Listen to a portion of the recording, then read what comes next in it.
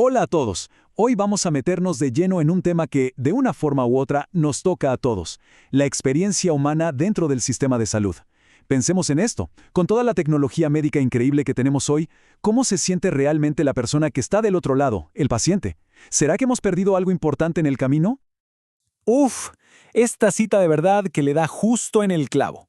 Es que es una contradicción tremenda, ¿no? Por un lado, la ciencia médica avanza a pasos agigantados. Curamos cosas que antes eran impensables. Pero al mismo tiempo, la persona que está enferma se siente ansiosa, desprotegida. ¿Cómo puede ser? Es una paradoja y una que de verdad vale la pena desentrañar. Bueno, entonces, vamos a meternos de lleno en esta paradoja. Porque la pregunta es esa, ¿no? ¿Por qué en una época de tanta, pero tanta innovación, todavía tenemos que estar hablando de la necesidad de humanizar la medicina? Y aquí está el meollo del asunto. A medida que la atención médica se ha vuelto más, digamos, técnica, más eficiente, parece que se ha abierto una brecha. O sea, por un lado, somos capaces de tratar la enfermedad con una precisión increíble. Pero por el otro, corremos el riesgo de olvidarnos de que no estamos tratando un diagnóstico en un papel, sino a una persona completa. Una persona con miedos, con esperanzas, con toda una vida fuera de esa habitación de hospital. Ok, pero hablemos claro. ¿Qué es eso de la deshumanización en un hospital?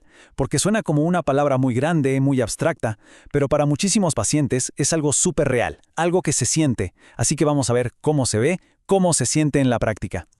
Y ojo, esto no se trata de culpar a los médicos o a las enfermeras para nada. Muchas veces es el mismo sistema el que genera estas presiones. Pensemos, cuando la prioridad es la eficiencia, cuando hay una meta de ver a X número de pacientes por hora, ¿dónde queda el tiempo para escuchar de verdad? Se esfuma. Y si a eso le sumamos el papeleo eterno y el enfoque en lo financiero, pues la persona en esa cama de hospital se va volviendo, como bien dice la fuente, invisible. Y esta frase es que resume de una manera brutal el impacto de todo esto.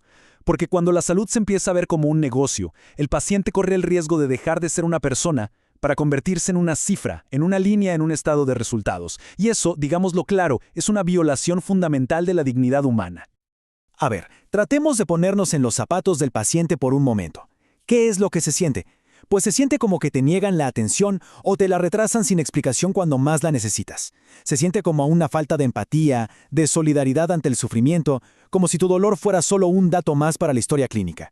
Y en los pasos más extremos se llega a cosas tan terribles como lo que en Colombia se llamó el paseo de la muerte. ¿Se imaginen? Ser enviado de un hospital a otro sin que nadie te atienda. Al final, todo esto se resume en una sensación terrible, la de que tus derechos no valen nada y que tu dignidad se perdió en algún pasillo. Bueno, ya hablamos bastante del problema. Ahora, ¿qué hay de la solución? Hablemos de humanizar. Suena bien, pero ¿qué significa en realidad? Detrás de esa palabra hay un concepto mucho más profundo, mucho más antiguo: el cuidado. Y miren, esto es súper interesante porque resume perfectamente la tensión que existe hoy en día.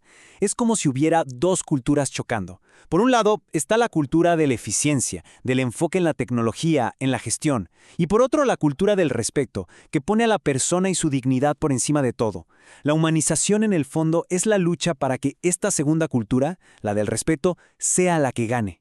A mí personalmente me fascina la etimología. Y es que la palabra cuidado viene del latín coera, y no es un término médico. Se usaba en contextos de amor, de amistad, también de cogitare, que es pensar, prestar atención a otro.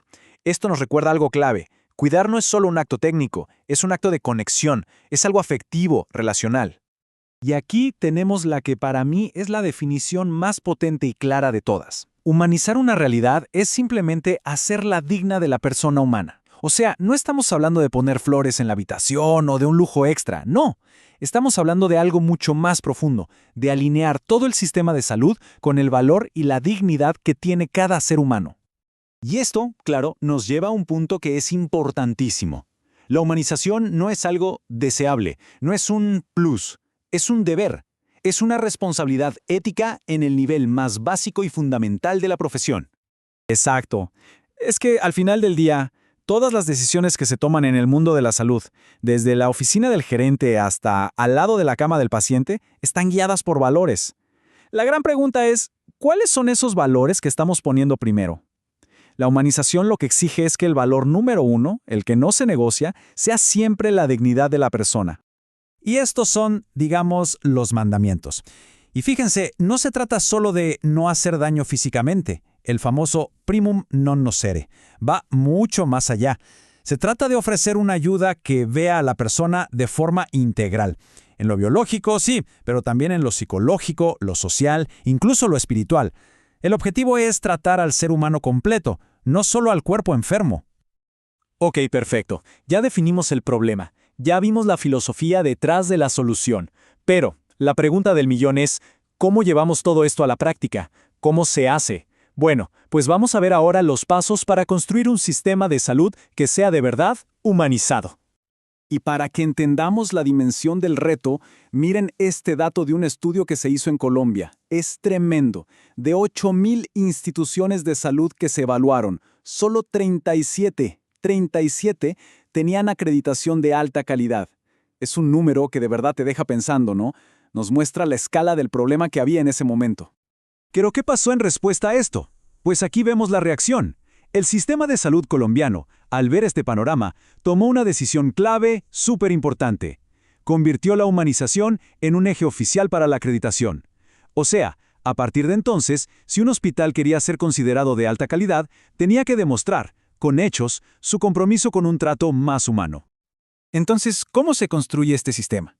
Lo más importante es entender que no se trata de una sola acción. Es un cambio cultural de arriba a abajo. Tiene que empezar en la cabeza, en la misión y los valores de la institución.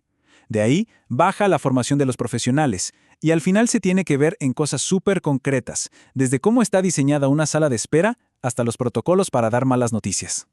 Y aquí hay un punto que es fundamental y que a veces se nos olvida. No le podemos pedir a los médicos y enfermeras que den un trato humano si la propia organización no los trata a ellos con humanidad. Es un círculo.